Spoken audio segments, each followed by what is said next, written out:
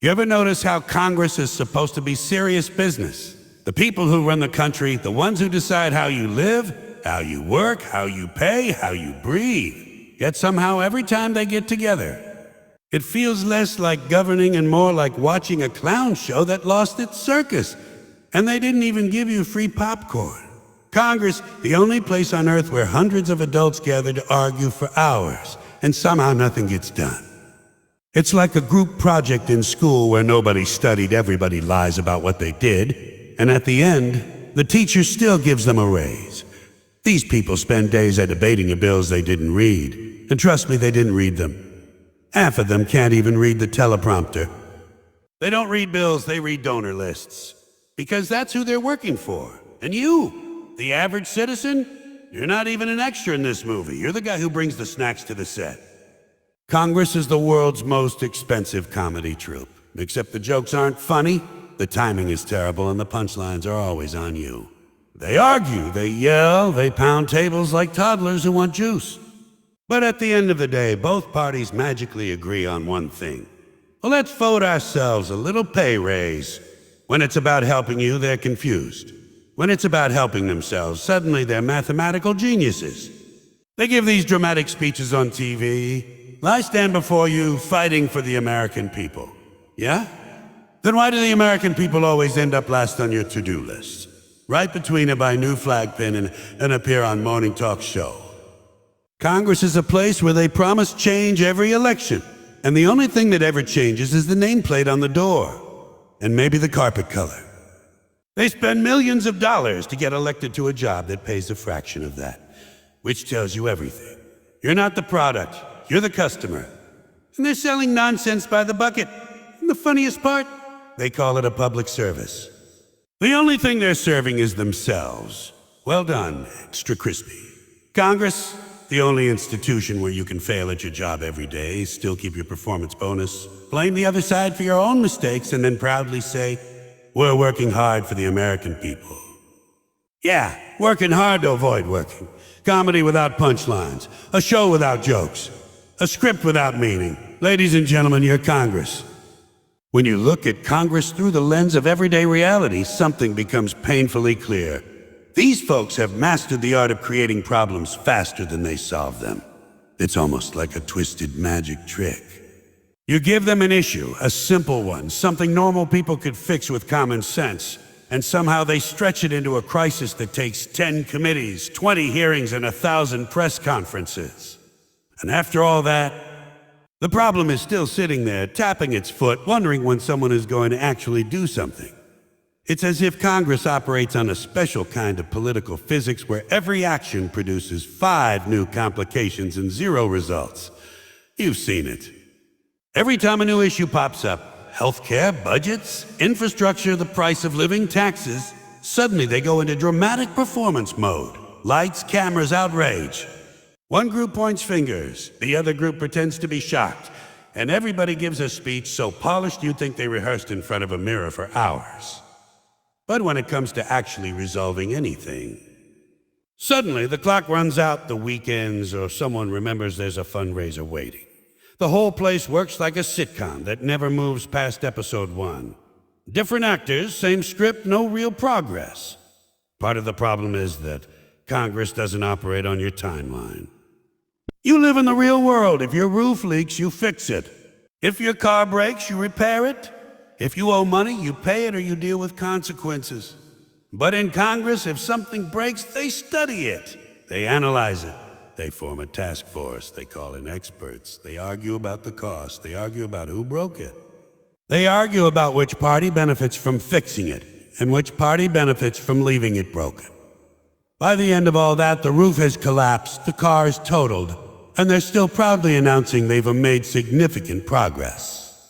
And the greatest joke is that the delays are never unintentional. Problems are profitable. Problems create speeches, talking points, campaign ads, donations, media appearances. If Congress solved everything quickly, half of them wouldn't even know what to do with their days. They need conflict, confusion, and chaos in order to stay relevant. A solved problem is a dead battery for their political machinery. But a never-ending problem, that's fuel. That's material. That's material. That's job security. So they take simple issues and turn them into long-term political mortgages that the public keeps paying interest on. They'll say the system takes time. They'll tell you democracy isn't complicated. But somehow it's never too complicated when it comes to passing bills that benefit corporations, raise their own salaries, or push agendas that please the people writing checks behind closed doors. Those things move fast. Lightning fast. Everything else? Slow as a turtle with a broken leg. You start noticing a pattern. Every crisis becomes a tool. Every delay becomes a strategy. And every solution gets buried under a pile of excuses. Amendments and dramatic speeches designed more for television than for governance. Congress doesn't solve problems, it performs around them. It dances around them. It treats them like props in a long-running show. And the public? They're kept waiting, always hoping the next session, the next vote, the next year will finally bring some change. But that day rarely comes. Instead, you get the never-ending cycle of promises, arguments, blame, repeat. And while the problem grows, Congress grows too. More staff, more meetings, more budgets, more power. It's almost impressive, the consistency with which they can turn something straightforward into a multi-layered circus where solutions go to die. And somehow, every time you think they've hit the peak of inefficiency, they invent a brand new way to avoid doing the one thing they were actually elected to do. Fix the damn problem. The truth about Congress is that behind all the patriotic speeches and dramatic gestures, self-interest quietly runs the entire operation. Every decision, every vote, every carefully written statement is filtered through the same question. How does this benefit me? They're not thinking about the country, or the people struggling to pay bills, or the families dealing with real problems in real time. They're thinking about donors, lobbyists, party leaders, and most importantly, their own career path. It's almost impressive how openly the system rewards selfishness. You can watch a politician walk into Congress with big ideas about serving the public, and within a few months, they start talking like a walking campaign advertisement, with a price tag pinned to their suit. Money is the fuel that keeps the machine running, and the people holding the wallets are the ones who get the attention. Lobbyists don't visit Capitol Hill just to say hello. They're investments delivering instructions. Donors aren't contributing because they love democracy. They're paying for access, influence, and favorable outcomes. And the politicians know exactly how the game works. They spend more time meeting with wealthy contributors than meeting with the people who actually elected them. They spend more energy crafting strategies for re-election than crafting policies for the country. Public service becomes a slogan, not a mission. When someone in Congress gives a heartfelt speech about fighting for the American people, it's almost laughable. The real fight is happening behind closed doors, where politicians negotiate deals that never show up on the evening news.